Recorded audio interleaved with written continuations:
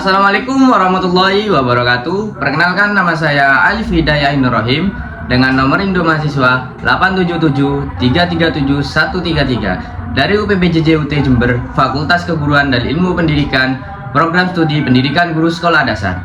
Di sini saya akan memenuhi tugas tutorial 3 mata kuliah Filsafat Ilmu dengan menjelaskan topik pilar-pilar pendidikan dan relevansinya di era digital. Untuk poin yang pertama akan membahas makna pilar dalam konteks pendidikan.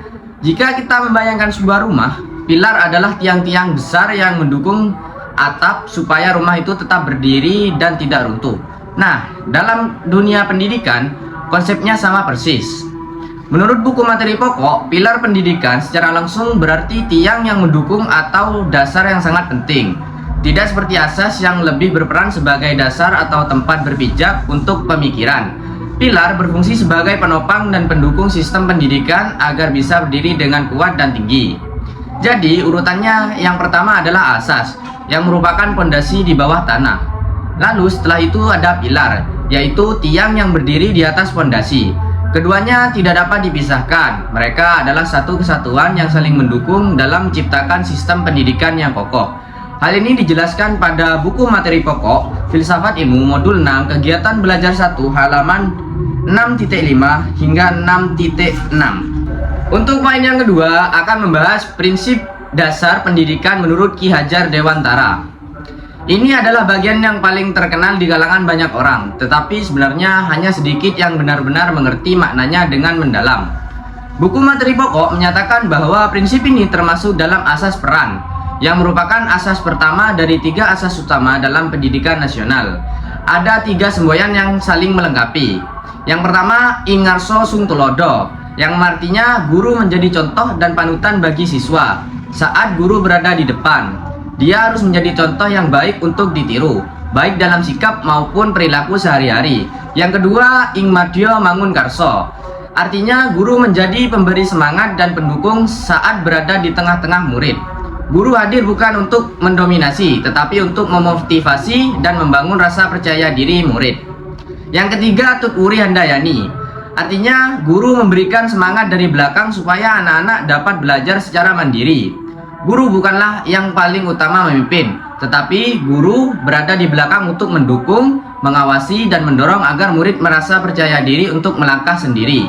Ketiga prinsip ini bukanlah pilihan, ketiganya harus ditetapkan secara bersamaan. Seorang guru yang baik bisa mengambil berbagai peran, kadang di depan memberi contoh, kadang di tengah memberikan semangat, dan kadang di belakang memberi dorongan. Hal ini dijelaskan pada buku materi pokok Filsafat Ilmu Modul 6 Kegiatan Belajar 1 halaman 6.6. Untuk poin yang ketiga akan membahas analisis relevansi dan tantangan di era digital, misalnya dalam pembelajaran daring, literasi digital, karakter peserta didik, dan peran guru. Ini adalah bagian yang paling menarik dan mungkin juga yang paling menantang. Yang pertama, dalam pembelajaran daring. Di zaman digital ini banyak pembelajaran yang dilakukan secara online melalui Zoom, Google Meet, dan lain-lain. Pertanyaannya adalah, apakah 3 prinsip Ki Hajar Dewantara masih relevan untuk saat ini? Jawabannya sangat relevan, bahkan makin dibutuhkan. Prinsip tuturi handayani sangat tepat untuk pembelajaran secara daring. Mengapa? Karena belajar secara online mengharuskan siswa untuk lebih mandiri dalam belajar.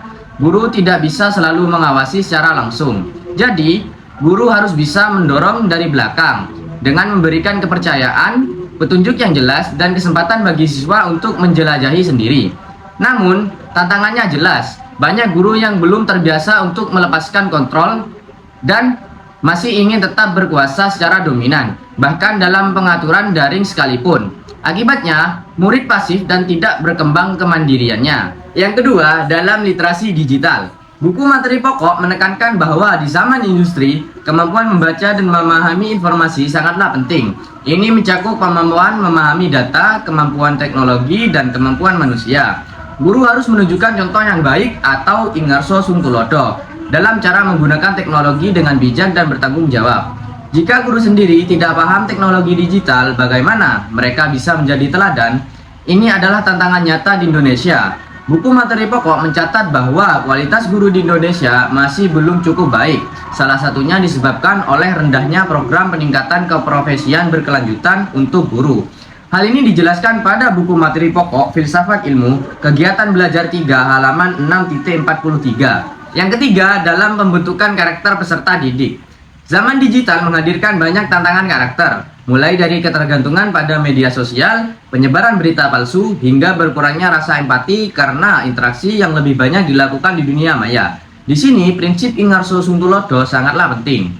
Buku materi pokok menjelaskan bahwa kurikulum 2013 memiliki fokus pada penguatan pendidikan karakter. Hal ini muncul karena adanya masalah degradasi moral, serta sikap apatis dan skeptis di antara para siswa. Ini menunjukkan bahwa pilar pendidikan, terutama dalam hal menjadi contoh, belum berjalan dengan baik. Hal ini dijelaskan pada buku materi pokok Filsafat Ilmu, modul 6, kegiatan belajar 3, halaman 6.46. Yang keempat, peran guru di era digital. Buku materi pokok dengan jelas menyatakan bahwa guru perlu berinovasi melalui cara menemukan hal baru, mengembangkan konsep, menyalin refleksi kreatif, dan menggabungkan konsep baru yang sudah ada. Ini sesuai dengan prinsip Ing Matjo Mangungarso. Guru tidak hanya menyampaikan materi, tetapi juga menjadi penggerak semangat dan kreativitas siswa. Di zaman digital ini, guru yang hanya berbicara di depan layar tanpa mengajak murid untuk berpartisipasi secara aktif sudah tidak lagi memenuhi prinsip ini. Hal ini dijelaskan pada buku materi pokok Filsafat Ilmu, modul 6, kegiatan belajar 3, halaman 6.43. Untuk poin yang keempat akan membahas refleksi bagaimana pilar ini menjawab masalah pendidikan nasional saat ini. Buku materi pokok menekankan hal yang sangat penting dan perlu kita pikirkan bersama. Semua pilar pendidikan dari sudut pandang filosofi berujung pada satu konsep besar, yaitu pembelajaran sepanjang hayat. Ini berarti bahwa 4 pilar UNESCO, belajar untuk tahu, belajar untuk berbuat, belajar untuk hidup bersama, dan belajar untuk menjadi, juga menjadi dasar pendidikan nasional kita. Bukan hanya bertanggung jawab siswa di sekolah. Ini adalah tanggung jawab kita semua sepanjang hidup. Dalam konteks masalah pendidikan nasional saat ini, pilar-pilar ini memberikan jawaban yang sederhana namun mendalam. Yang pertama, masalah kesenjangan pendidikan. Dijawab oleh Learning to Live Together, belajar untuk hidup bersama dan bekerja sama, termasuk dalam mencapai pemerataan pendidikan. Yang kedua, masalah rendahnya kualitas guru. Dijawab oleh Learning to Know dan Learning to Do. Guru harus terus belajar dan berkarya, bukan berhenti belajar setelah lulus kuliah.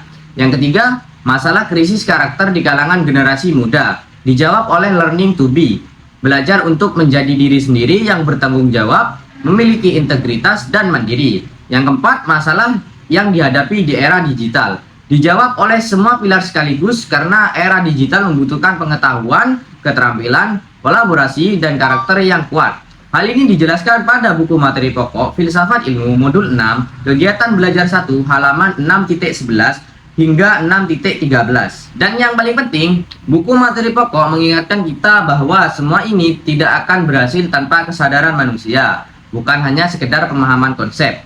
Artinya, kita tidak hanya perlu mengetahui tentang pilar-pilar pendidikan ini, tetapi kita juga harus merasakannya dan menerapkannya dalam kehidupan sehari-hari. Hal ini dijelaskan pada buku materi pokok Filsafat Ilmu modul 6, kegiatan belajar 2, halaman 6.24.